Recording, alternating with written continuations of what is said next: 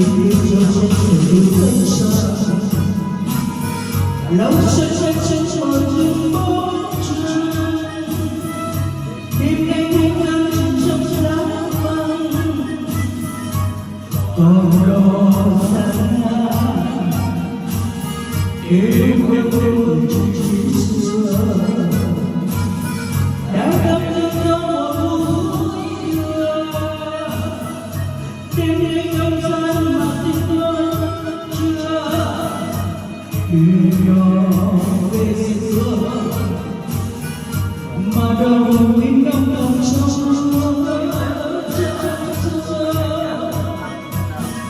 nhưng mà còn bao nhiêu thương người lại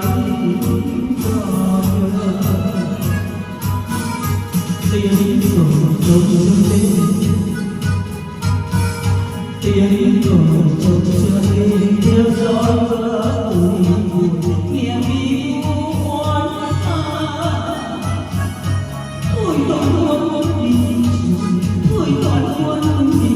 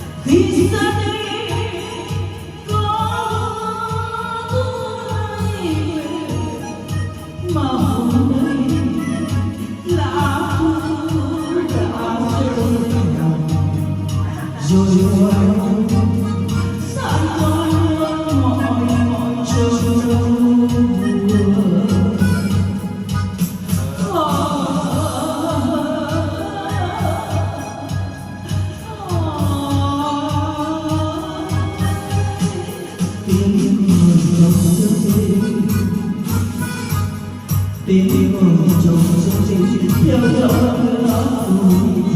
nghe mi oan thôi bỗng chi con dừng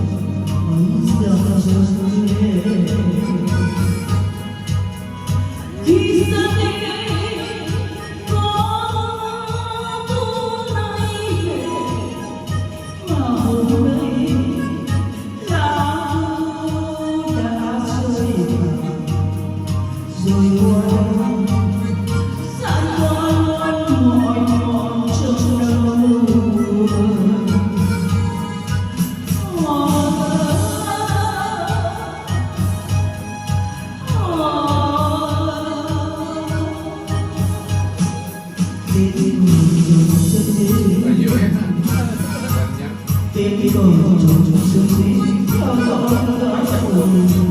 nghe mi oan thôi còn muốn đi rồi thôi còn muốn đi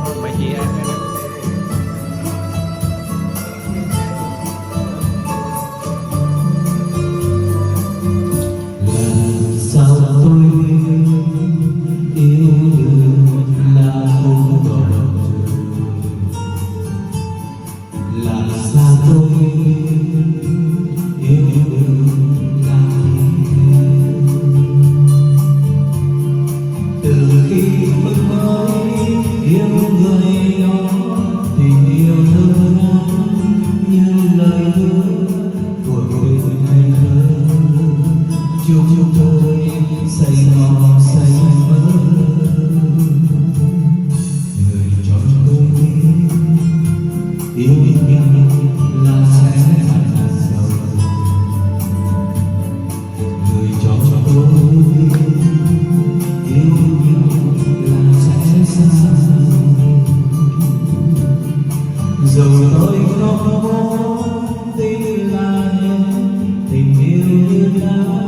theo qua trên của mình năm xưa sẽ tan sau một cơn mưa người tình ơi yêu thương là cho nên mong yêu thương là chết trong lòng yêu thương là khối sầu thương người tình ơi yêu thương là tiếng than yêu thương là nát khung đàn yêu thương là giấc mơ